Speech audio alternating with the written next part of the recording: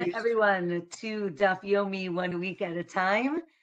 This is Masechet Baba Batra, and today is our 20th class of this Masechet. I feel like I say it every week. It's like amazing how much we've been learning together.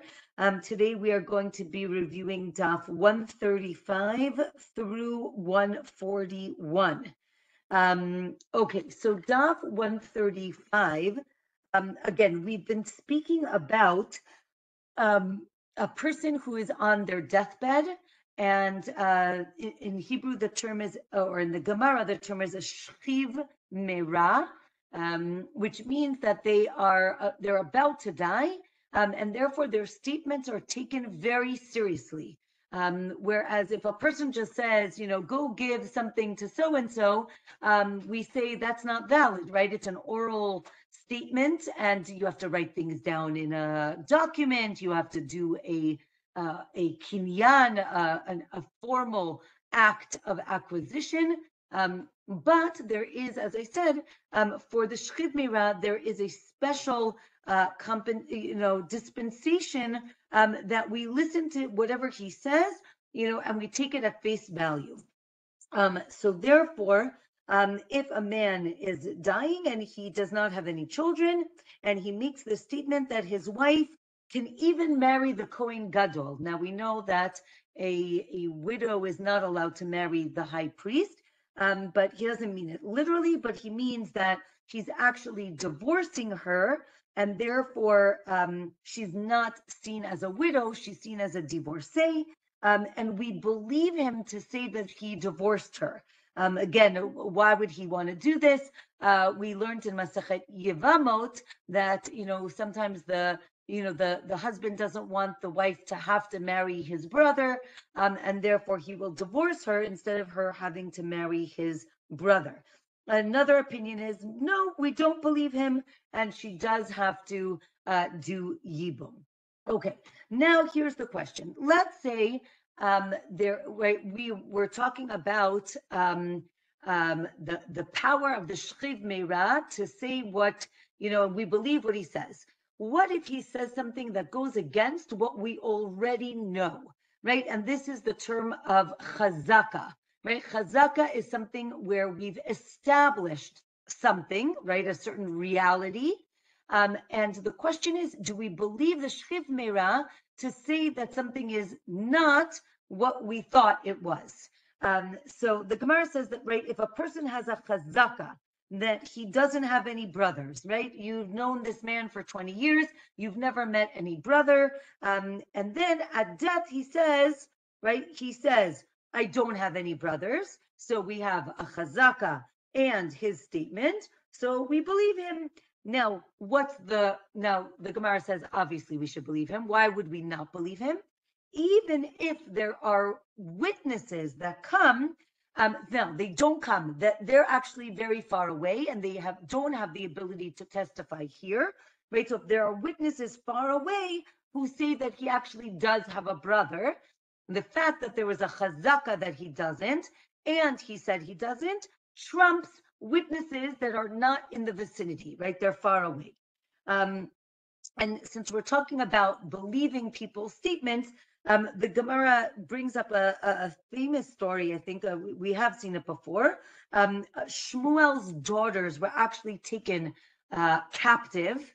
I think, now, I don't know, when I learned this in the past, it didn't, it affects you, but not in the same way that it affects us, I think, nowadays. But his daughters were taken captive, and there's an assumption that we assume that women who are taken captive are raped. And here they come out of captivity and they say, we are pure. We did not have relations with anybody. So the Gemara says we believe them. And why do we believe them? This is another principle. The principle in Hebrew or in the Gemara, it says, Hapeh she'asar hu hapeh shehitir. Meaning, if we didn't know that they were taken captive and they come and they say, listen, I want to tell you something. We were taken captive, but don't worry, we're still pure. right? So they are the ones who told us that they were taken captive, and therefore we believe their statement of what happened there. However, if we know from another source that they were taken captive, so then we do not believe their statement that they are that nothing happened, because we assume, again, there's this precedent that they were probably assaulted in captivity. Okay, let's say witnesses are not here, right? So again, we believe the person, and therefore we can be lenient in this case, right? With women, right? Again, who they can marry, who they can't marry. Sorry. Or another opinion is no, we cannot be lenient, because again, if a woman is going to remarry, that is deoraita, right? If she has to do yibum or not, and therefore we do have to be stringent and we cannot be lenient. Again, there's two sides of that machluket. Okay, let's say a person, we'll call him Ruvain. He says, right, he has a brother Shimon, and they've grown up together, and all of a sudden Levi comes to town. And Reuven says, Shimon, listen, I need to tell you something. Levi is actually our brother. Okay? So now the father dies and there's an estate, and they need to divide the estate. So Levi, who's this new brother, only gets part of, right? He can split Reuven's portion, but Shimon, who's the original, right, the original brother, doesn't have to give a share to Levi, because he's never heard of Levi. He doesn't know where he came from. So Reuven can share his portion. Shimon does not have to share his portion, right? So again, maybe, right, again, Shimon says, I don't know if he's a brother.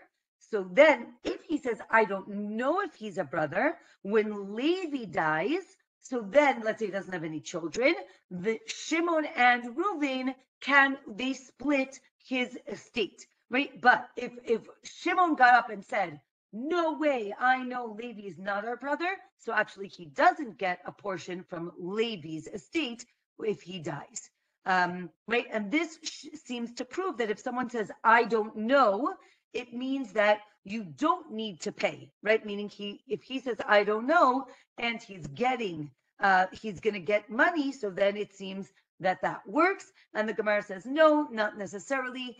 You actually might need to pay in a case of, I don't know, right? If let's say there's a loan and I say, you owe me $100, and you say, I don't know is not no, right? It's, I don't know. And therefore there might be an obligation to still pay back that loan. Okay, next Mishnah. Okay, so here again, we're going to talk about the power of the Shchiv Meira, the man who is on his deathbed.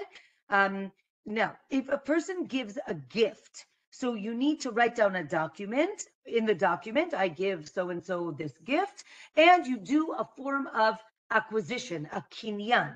However, right, a Shchiv Meira, right, so the Mishnah tells us the Shchiv Meira, he only needs to say something, and then it's as if it was written, right? So therefore, if a person dies and there's a document of the Shchiv Meira, and let's say it was found, so then if he didn't say anything, so then it's invalid, because he needed to actually say something. And then instead of, right, if the document says, give all my money to my next door neighbor, if no one heard him say it, so then the estate goes to the heirs. Again, the heirs are the rightful beneficiaries of the estate. If he gave the document to somebody, right, let's say the person was dying and they wrote, please give my estate to my next door neighbor, and he gives it to somebody, then it's valid, right? The other one was that it was just found in a drawer. Just because you find something in a drawer doesn't mean that it is legally binding. Okay, so the Gemara says, what is there's this document that's written by a Shchiv Meira is called a daitiki. A daitiki means, right, this should be long lasting, right? This is what I want you to do with my estate. Now, if he wants to give a gift of his estate, he needs to write from today after my death. right? We've learned this before, because if you just say after my death, it doesn't work, because as soon as he dies, the property goes to the children. So the gift has to come before he dies. And therefore it's from today, but when I, right, and when I die. Right, so let's say the Shchiv Meira says, write down this document and give this person money. And then he dies before they could write it down. So the Gemara says you don't have to write it down. You just give that person the money, right? Because again, maybe he only wanted to give it with a document, and maybe you can't give it after death. But the Gemara says, no, it actually is okay to give that money. Also, one daitiki can cancel out another one. So if you find multiple, right, and you have to look at the dates to see which one is valid. Let's say we have a healthy person. Now, again, healthy person is different. They need to write a document. They need to do a kinyan, right? So a healthy person who says, write down and give this, 100 shekel to my neighbor, right? And then he dies. So now we don't listen to him. We don't do that because they didn't write it down, and he didn't do a kinyan. He didn't do any form of acquisition. Right? So that means if he was a Shchiv Meira, you do have to write it down. Okay, Daf 136. We have a new Mishnah. Okay, so the Mishnah says, so here's the case. The case is there's a man who's getting remarried, and he doesn't want the children from the first marriage to lose out on the estate because of the new ktuva, right? When he gets married a second time, he is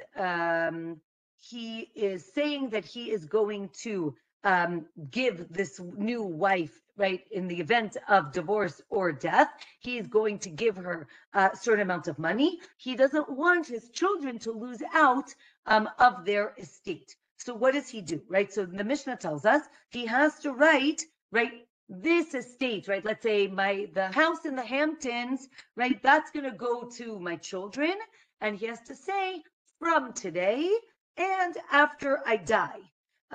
Or the Gemara says maybe the Mishnah says maybe he doesn't need to write it down, right? He can just say it. If he writes it down, so then, right, again, he gives the house in the Hamptons to his children. So now the father is not allowed to sell the house in the meantime because he gave the rights to the house to the child. But, right, and the son is also not allowed to sell the house because the father didn't die yet. So, right there, it's this quasi experience of, on one hand, a gift was given, but on the other hand, it wasn't. Now, let's say in the meantime, the father decides to sell the house in the Hamptons, right? So if he sold the land, the house or the land, right? So then it's sold till the father dies. As soon as the father dies, the house goes to the son, right? Because that was the original statement. Let's say the son sells the house. Remember, we said neither of them can do this. But if they do, this is what happens. If the son sells it, so then the buyer only gains control of the house when the father dies, right? Because the son doesn't have full ownership the son doesn't have ownership of the house till the father dies. So when the father dies, the buyer gets the house. Okay. Now, right, so the Gemara says, right, this is similar with a get, right? And we've seen this, we saw this many times in the past, right? That if a husband says, I want to write a get from now when I die, right? So is she divorced now? Is she divorced later? Right? This is called safek get. We're in doubt if this is a real get or not, right? And we say it doesn't really work. So we say, okay, wait a minute, this is different. With a get, so maybe it was a condition, right? You are only divorced when I die. But Here, in terms of the house, right, you get it now. Now, the Gemara is going to talk. I use the example of a house, but let's use the example of a field, right? Let's say there is an apple orchard, right? So you can sell the land, but there's the fruit, the produce on the land.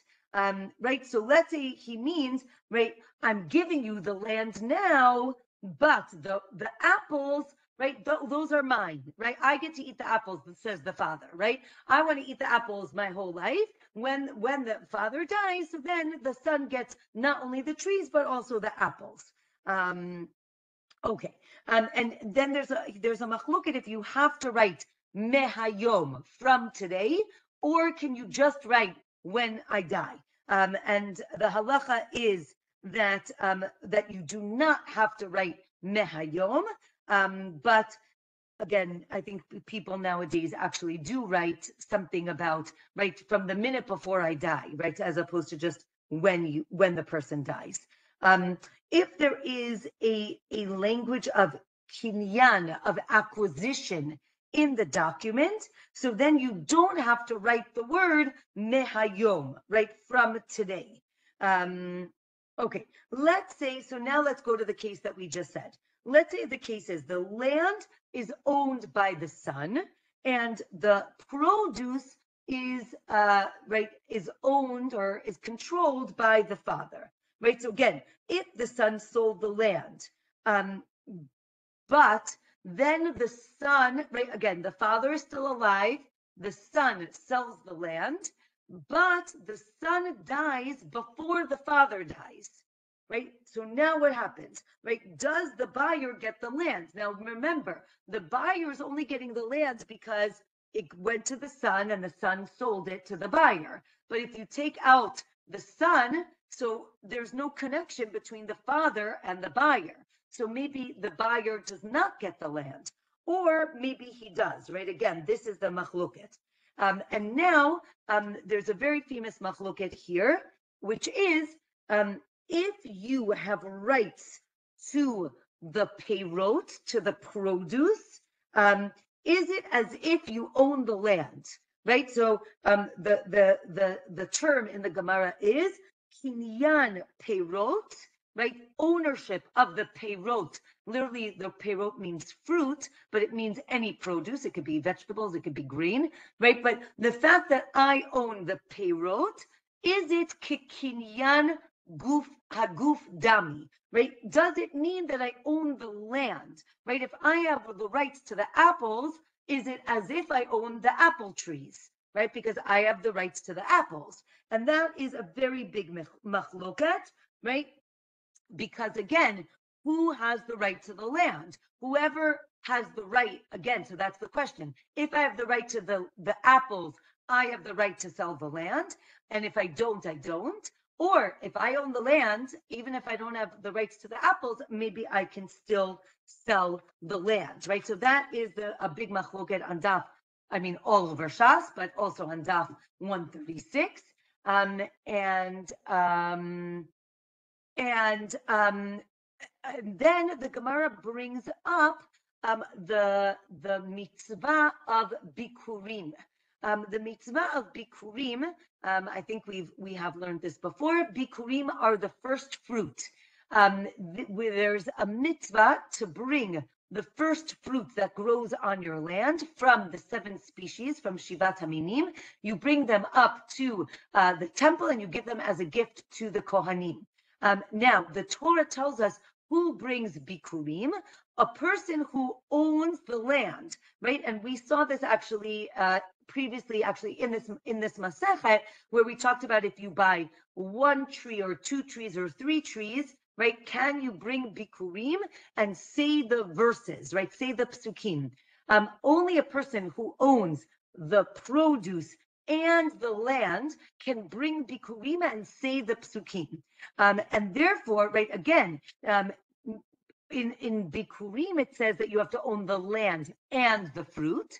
But now we want to say, if I just own the fruit, maybe it's as if I own the land. So the Gemara says, right, in general, you're right that it's not the same thing. or that it is as if you own the land. But with bikurim, there's a special, a special part of the mitzvah that you have to not only own the produce, you have to own the land, right? Maybe with Yerusha, with inheritance, right? Maybe the father gives up his right to the land because he loves his son so much, right? Or maybe the opposite, and he wants to keep the land for himself. Okay, a person says, give my estate to Reuven, and then I want you to give it to Shimon, and then I want to give it to Levi, right? Meaning these are three different people. Let's say they're not related, right? My neighbor, my other neighbor, and my other neighbor, right? So he says, give it in this order. If Shimon, right, and this is what we were talking about a little bit before, if Shimon dies, right, that's the middle guy, before Reuven, so then what happens to the estate? So the Gemara tells us that the estate goes to Reuven's heirs, right? Basically, remember, we have Reuven, Shimon, Levi, right? So the estate goes to Reuven. Now, it can't go to Levi because Shimon is gone, right? He is the connection. So therefore, it stays with Reuven and it goes to Reuven's children. Okay. So now the Gemara says, wait a minute, why doesn't it go back to the original person's heirs, right? Again, right? Bob says, give my estate to Reuven, Shimon, and Levi, right? Shimon dies. Now, what happens, right? Now, let's say Reuven dies. Right, so the Gemara, we just said that it goes to Reuven's children. The Gemara says, why doesn't it go to Bob's children? Maybe it should go back, right? Go back to the original guy. And we say that when you say it should go after you to the next person, so then that first person completely acquires it. Right, when Bob says it goes to Reuven, and after Reuven to Shimon, and then to Levi, right, when it says after you, so when Reuven has it, he owns it completely. Therefore, it goes to his heirs, and it doesn't go back to the original heirs. Okay, Daf 137. So the Gemara tells us this is actually a machloket, right? If the first person sells, right, again, let's say it's again, our case, Reuven, Shimon, Levi. Reuven gets the land. Now, let's say he says, you know what? I don't want this land. I'm going to sell it, right? Does he have the right to sell the land? So now the one opinion is that when he sells it, right, let's say he sells it to somebody else, then Reuven dies. So now it's supposed to go to Shimon. So Shimon can actually go to the buyer and say, give me back my land. It's supposed to be mine, right? He had no right to sell it to you. That's opinion number one. Opinion number two is no. Reuven, again, as we said, Reuven has full rights to the property. He could do whatever he wants with it. And therefore, the second guy gets whatever's left. If there's nothing left, so then he doesn't get anything. And that is the end. Okay. Okay, let's say again, the person gave his land to Reuven, and then it's supposed to go to Shimon. If Reuven is a shchiv meira, right, again, Reuven is about to die, he can't give it to somebody else. Remember we said, shchiv meira, the person on the deathbed, he has this authority to do whatever he wants. The Gemara says, well, he's not allowed to re-gift land that he knows is supposed to go to Shimon, right? So it has to go to Shimon, right? So this gift of a shchiv meira only goes into effect after he dies. Now, as soon as he dies, the land is already owned by Shimon, and therefore he cannot give it to somebody else. Okay. And then the Gemara talks about, again, like how much of a right do you have to the property? The Gemara talks about, right, an etrog. So it's nice, we just finished Sukkot, a little while ago, but he talks about, right, let's say I have an etrog and you want to use it. Now, the mitzvah of etrog is that you have to own it, right? So if I gave it to you and I said, when you're finished, give it to Shimon. So does Reuven actually have it when he has it? Can he do the mitzvah? Right? Again, he's only holding the fruit. So the Gemara says, yes, he can do the mitzvah. And if Reuven ate it or sold it, there's a machloket if he was allowed to do that or not, which reminds me, what was the movie? Oh, Ushpizin. If you've seen the movie Ushpizin, where he makes a salad out of the etrog, right? So that's this, right? It's really from the Gemara, right? Does Reuven, when he gave it to him as a gift, does he have the right to use it and make a salad? Or no, it's already like halfway on its way to Shimon, and he's supposed to give it to Shimon. He's not allowed to do what he wants with it. Okay, and then the Gemara talks about the concept of, in the Gemara, it's called matana almanat lehachzir, which means a gift, right? I'm giving you a gift, but I tell you I want it back, right? Is that called a gift, right? So if I say I'm giving you my cup, but next week I really want it back. Did I give you my cup or did I not give you my cup? And that is a big machloket if it's yours or not. Right, and many people say it. Some people say it is a valid gift, and others say it is not. Okay, right. Again, right. If I say you can have this ox to use, but then you have to return it to me. So when I give it to you, can you sanctify it? Can you make it kadosh, right? Hektish, which now messes it up for me because now I can't work anymore. I can't do work with it anymore. So the Gemara says it is valid. You're allowed to do that because at the moment you had full rights to the ox. No, that's not okay. You needed to return it, and I wanted it returned in the same status that you got it, and therefore that is not okay. Right? And then the Gemara says, well, it depends if you say you need to return it or you need to return it to me, right? So if you just needed to return it, so then it could be sanctified because I'm returning it, you just can't use it anymore. If I say you have to return it to me, so then I have to be able to use it, and that would be the only way it would be valid. Okay, let's say, again, the Shliv Meirah says, give my property to Reuven.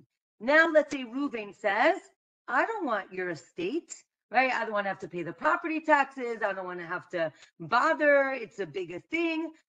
So the question is, it's actually a machloket. Maybe he gets it anyway, because remember we said he doesn't have to do a kinyan. So the second the Shliv Meirah gives it to him and he dies, he gets the property. So maybe he gets it, or maybe he doesn't, right? Maybe he can say, listen, it's a gift. I don't want a gift. I can say no to a gift. Daf 138. So the Gemara says, well, it depends. If from the beginning he protested, right? He's like, no, I don't want it. So then he is not, he does not acquire it. So he doesn't get it and it becomes hefker, ownerless. Whoever wants to take it can take it. But if he originally said, oh, yeah, sure, I'll take it. And then he's like, oh, no, never mind. As soon as he said yes, it becomes his. And now he has to figure out what he wants to do with it, but it's his. Again, let's say now Reuven is dying. He wants to give his estate to Shimon, but Shimon isn't there. Levi is there. So Reuven says to Levi, listen, when I die, give my estate to Shimon. If Shimon doesn't say anything, so then he gets it. Even if afterwards he says, no. But though there's a machluket here, again, if he was quiet originally, maybe it's as if he acquired it, or when he protests at the end, it's not that he changed his mind. It shows that really he meant that he didn't want it. Again, remember, in this case, he was quiet. In the first case, he said yes, and then he said no. That's obviously changing your mind. But if you didn't say anything, and then you said no, does it mean, right? Normally, another principle in the Gemara is shtika kehodaya, right? Shtika, if you're quiet, it's as if you are agreeing, right? If I say so-and-so is this really terrible person, I shouldn't say that, but right, let's say I say it, and you're listening and you don't say, what are you talking about? That's the nicest person in the world. If you don't say anything, it's as if you agreed. right? But here, if you protest at the end, maybe it's saying, no, no, no, really, I didn't want to make you feel bad, but I didn't want it. Okay, let's say back to like Shchiv Meira and his gifts, right? Let's say he says, give 200, right? $200 to Reuven, $300 to Shimon, $400 to Levi. Again, by the way, none of these people are his children. I mean, they could be, but here we're talking about giving a gift. So we're not talking about inheritance, we're talking about a gift. So he says, this is how I want you to divide my estate. So then, now let's say it turns out that the person who died owed somebody money, right? So the creditor can collect from all of those people, because right, he basically divided it equally. But if he said, give 200 to Reuven, and then afterwards give 300 to Shimon, and then right after so then the creditor can only go to the last person, and then he goes backwards, right, depending how much money he needs to collect.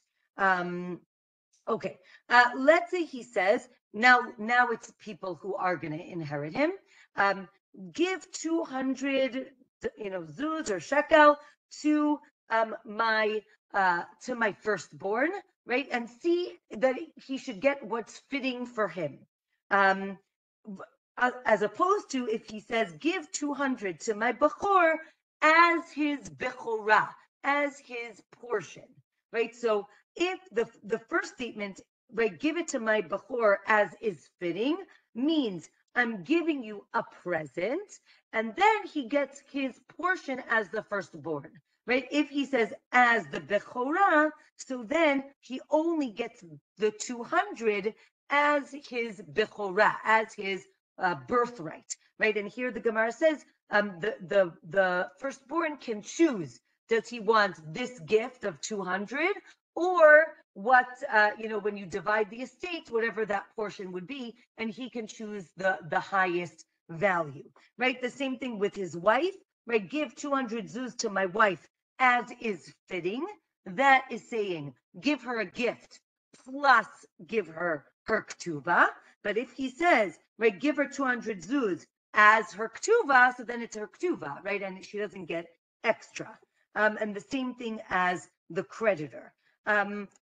Right, and this shows that if someone adds something to their statement that they didn't have to say, so then it's as if he's adding something, right? He used certain words for a reason, and therefore we have to figure out what the reason is, right? Let's say the Shchiv Meira says, Reuven owes me money, right? So he wants the witnesses to write this down, and then the heirs can go and collect the money from Reuven as long as they bring proof, or the witnesses do not write it down, only if they know it to be true, right? Meaning from an external source. And therefore, if it's written down, we know that there was proof, and that's all the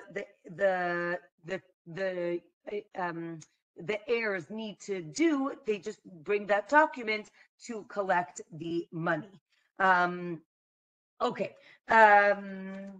Next Mishnah, at the bottom of Daf 138. A father. Okay. The father. Okay. Okay. Here is the case is that the father gave again, let's go back to our apple orchard, right? The father gave the trees to his son and left the apples to himself, right? He kept the apples. And let's say there are other kids. So the father, when he's alive, he has the rights to the apples, and he can give apples to whoever he wants. When he dies, any of the apples that were picked, meaning they're not connected to the tree, those apples get divided between all the children, and they don't belong to the son who owns the land. Okay, right? Because again, they were picked, right? So the Gemara explains If the produce is attached, it goes to the son that owns the tree, right? If there are apples on the tree when the father dies, the son who got the trees, he gets the apples that are attached to the tree, right? Because basically the father wants him to get extra, right? But if, let's say the son sold the apple trees before his father died. So then the buyer actually doesn't even get the apples that are on the tree that are attached. The sons, the other children, get the apples that are attached to the trees, and the buyer, right, gets the trees, right? The Gemara talks about maybe just the value, and he has to pay the kids the value of the apples, right? But the idea is that the son only sold the trees, right? Not necessarily the apples. Okay, next Mishnah on Daf 139. A father left a father died, and there were older children and younger children. Presumably it means, right, adult, right, above bar mitzvah and below bar mitzvah. So also the assumption here is that the older children need money from the estate for their wardrobe so that they look presentable. The younger children need money from the estate for food. So the Mishnah says that the father left, again, younger and older children. They're not allowed to take money from the estate for their own expenses before they divide up the estate, right? Rather, they have to divide up the estate equally, and then everybody can use their money how they want, right? And all of them are allowed to use the money from the undivided estate for their weddings. That's number one. Let's say he leaves daughters. Again, younger and older, we have the same thing. And again, they can both all use the money from the estate for their weddings. And the daughters get fed on the expense of the sons, but not on expense of the daughters. And the Gemara is going to explain what this means. Okay, so the Gemara says, if the older brother actually, remember we said the older brother is not allowed to take money from the estate before it's divided, but if he does, it's valid, it works. Because again, it's good for the younger brothers, for the older brother to look presentable. He's going to represent them in court. He's going to represent them out in the world. So they actually do want him to look good, and therefore it's okay. But if he doesn't represent them, so then he cannot use money for his clothing. If the older brothers got married when the father was alive, and he threw them this huge wedding at the biggest hall, then the father died, the younger brothers say, hey, I want a wedding just like you guys had a wedding. So we say, no, when the father dies, that's it. Now we have the estate, the money is here. You can have a more modest wedding, right? You can use the money that's left. You don't have to necessarily get what the older kids got. Okay, let's say, again, the older ones got married using the money from the estate. So let's say the father died and the older kids used the money from the estate for their weddings. Therefore, the younger ones are also allowed to use the money from the estate. Again, our previous case was weddings before the father died and weddings after the father died. Here, if it's both after the father dies, then they're allowed to get the same thing. Or maybe if the older sister gets married, right? Again, they divide the estate up. Now, let's say the older sister gets married. Her portion goes to her husband. So there's a machloket if the husband now, right, needs to pay for the younger sister's, right, the younger, right, sister-in-law for her wedding, right? Because again, can she take the money from the estate to pay for her wedding? So too the widow, right? The widow of the man who dies, she is supported from the estate. And if the daughter dies and the husband gets, again, the same case, right? The again, a man dies, he leaves a wife and a daughter. The daughter got the money and she's supporting the mother. Now the daughter gets married and the husband inherits the daughter, right? Let's say the daughter dies. Does the husband continue to support his mother-in-law, right? And the answer is yes, right? The son-in-law needs to continue supporting the mother-in-law because he's seen as an heir. The heir always needs to support the widow, right? The mother who is still alive. Okay. All right. That is the end of the 8th chapter. And now we are going to begin the 9th chapter. Now we have mentioned this Mishnah before, but the Gemara, this is the source, right? The Mishnah says, if a person dies and he leaves sons and daughters, if it's a large estate, which we'll discuss in a minute, but if it's a large estate, the sons get, right? They divide all the money amongst the sons, and then they have to support the daughters, right? Again, right? The brothers get all the money of the estate, the land, but they have to support the sisters, right? Which again, I think is very unique. Right, if you watch any of the old, like, or read, right, all the Jane Eyre, all of those stories that begin with the father dying and the older son inheriting the property, and what's the next scene? The widow and the daughters are being shipped off to find some relative that will take them in, right? In English law, there was no such thing as having to support the widow or the daughters.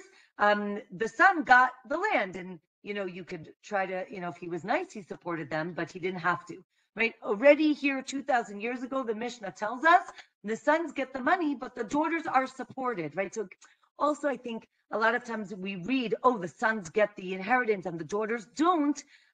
It's important that the next line is they have to be supported. So again, I think we always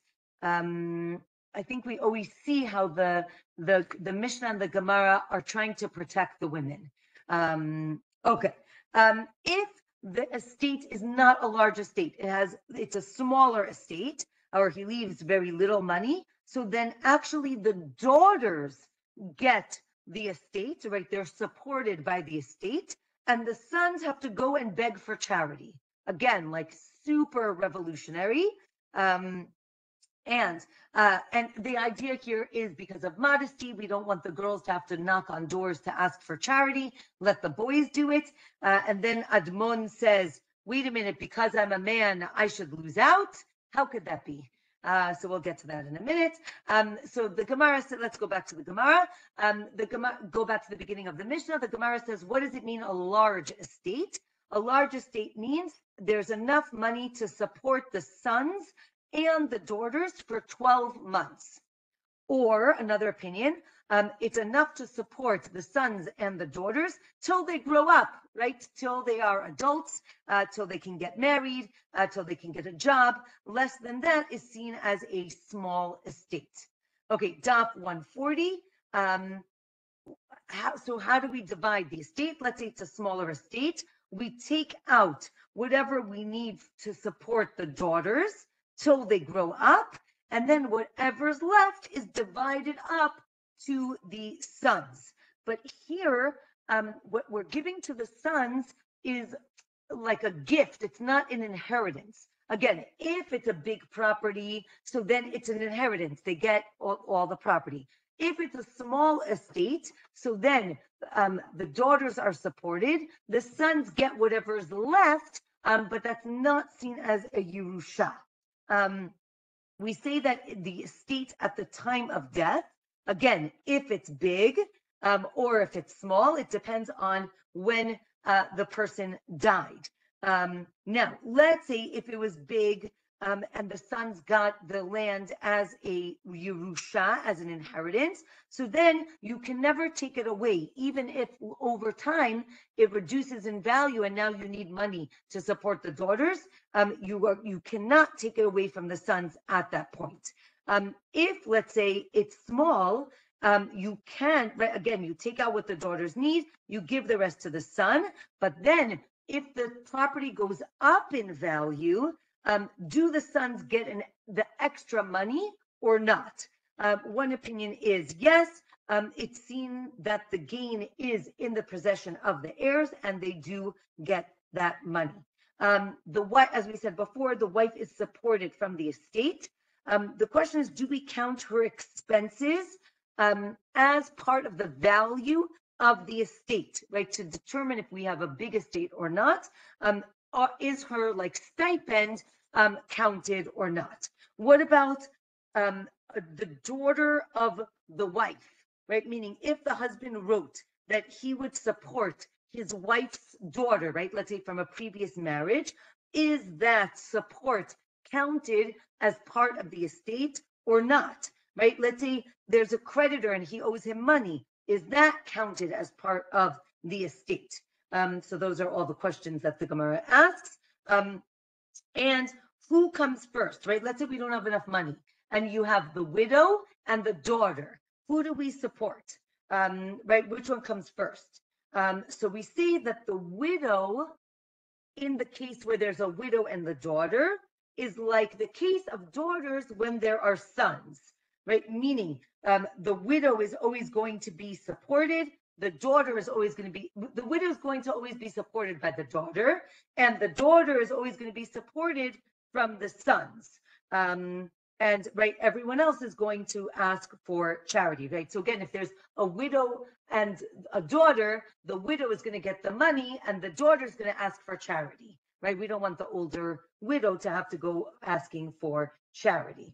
Remember, we said Admon says, why should I lose out because I'm male, right? He says, I can learn Torah. Shouldn't I always get the property? Or I can inherit everything. If there's a big estate, why should I only get less? And therefore, Rabban Gamliel says that when there are limited funds, the sons do also inherit. Okay, next Mishnah. Let's say the father left sons, daughters, and a tumtum. Right, tumtum is the category of a person who is born with covered genitalia. So we don't know if this person is male or female, and it's ambiguous. And therefore, right, is the tumtum like a boy or a girl? So if it's a large estate, the sons are going to say, oh, the tumtum is like the daughter, right? He doesn't get a part of our estate. If it's a small estate, the daughters say the tumtum is like the sons, right? They don't get any money, right? He's more like a boy, right? So, and let's say if a man says, if a son is going to be born, so I'm going to give the mother 100 shekel. And then a son is born, so she gets 100 shekel. The same thing with a daughter, but he says 200 shekel. And then if she gives birth to a tumtum, she doesn't get anything because it's not a boy or a girl, meaning we don't know. If he says whatever she gives birth to, she'll get money, so then she also gets money for the tumtum.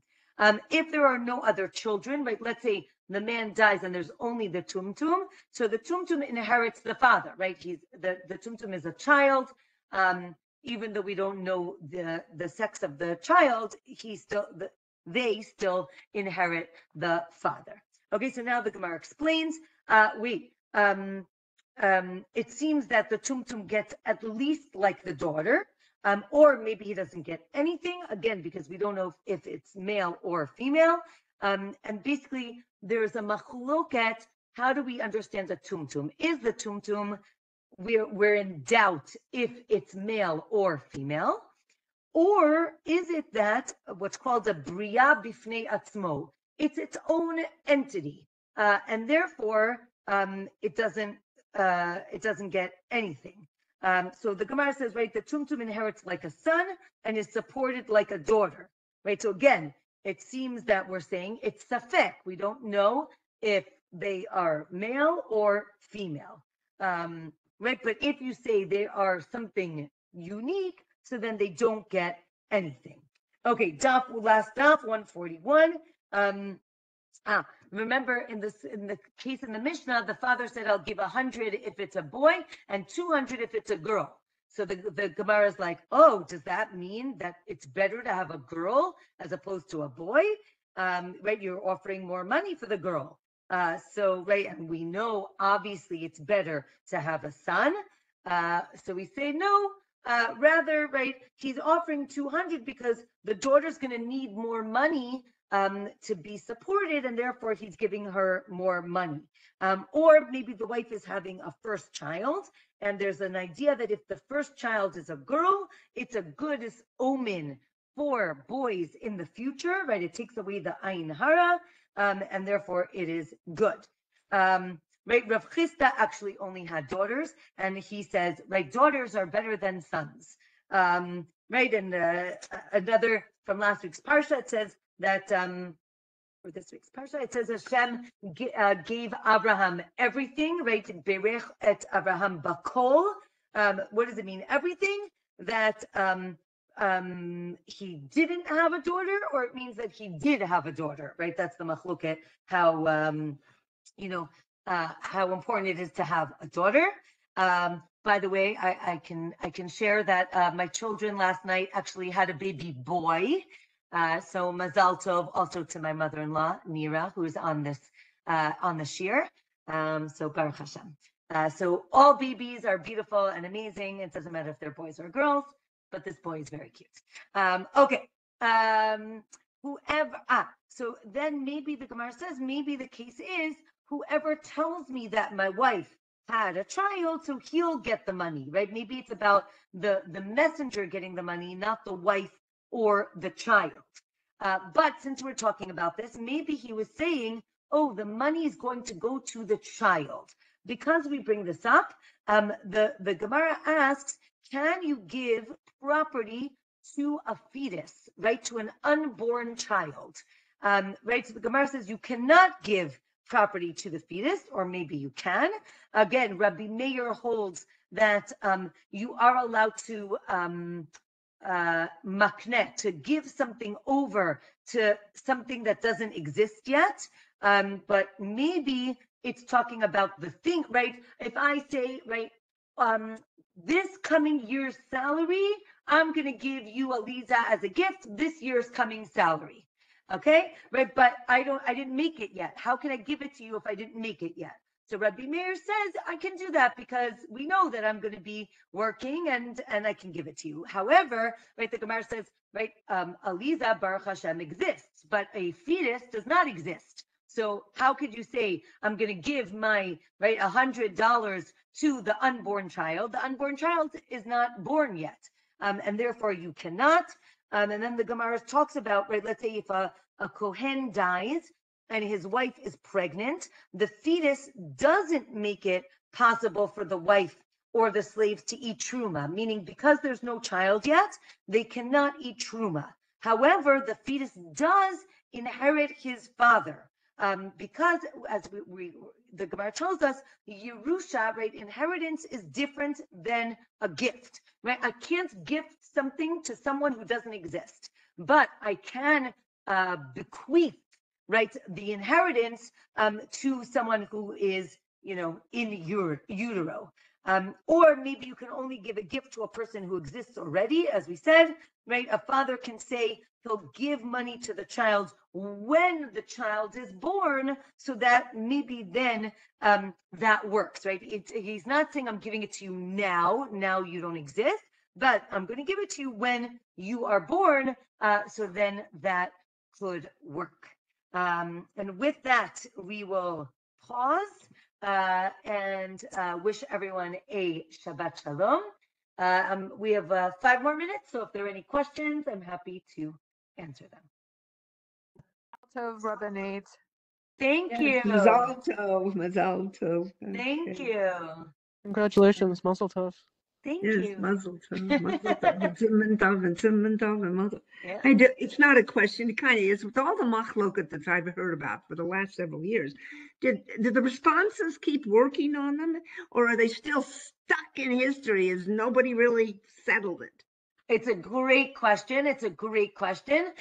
Which is why, right, after the generations of the Gemara, of the Amoraim, right, they felt it was very important to write books of law. right? It's very hard, right? If you don't know what to do for Shabbos, if you open up Gemara Masechet Shabbat, you are not going to know what to do on Shabbos, right? It doesn't help. I mean, it helps because it's the foundation. But later on in history, right, generations later, many books of halakha, of Jewish law, were written. Right, so the Torah, the Shulchan Aruch, the Rambam's Mishnah Torah, all of these books were written because it was so challenging to understand when something, right, how it was resolved. Now, again, many times it is resolved, right? It will say the hilchata like so and so, right? The halacha is like Rabbi Meir. The halacha is like Chachamim. Many times it does say that. However, there are many times where, if you remember, it says teku, right? Where you have to wait till Eliyahu comes. Now, let's say that happens. What do? Right? So throughout history, rabbis have written, right after these books of halacha were written, there are books of responsa, right? In Hebrew, it's called shutim, right? Shelot uchuvot. Right, where things actually came up, right? I dropped my milk spoon into my chicken soup. What do? Right? I need to know what to do. There's no wait for Eliyahu. What do I do with the spoon? Right? So, and therefore, rabbis over many generations, including to today, rabbis get many questions, and they answer it again based on the machlokot in the Gemara. But again, they are determining halacha again as they see fit based on different criteria. Thank you. Okay, my pleasure. Thank you. Any other comments, questions? You don't act sick. Do you have allergies? Why are you blowing your nose? No, I was fine. Just Oh, you're fine. Okay, good. Yeah, Baruch Hashem. All right, wishing everyone a Shabbat Shalom and Bezrat Hashem. See you next week. Thank you for Thank the you. excellent Shabbat summary. Mazel Really tov. Very appreciate it. happy for you. Yes, Thank I you am. so much.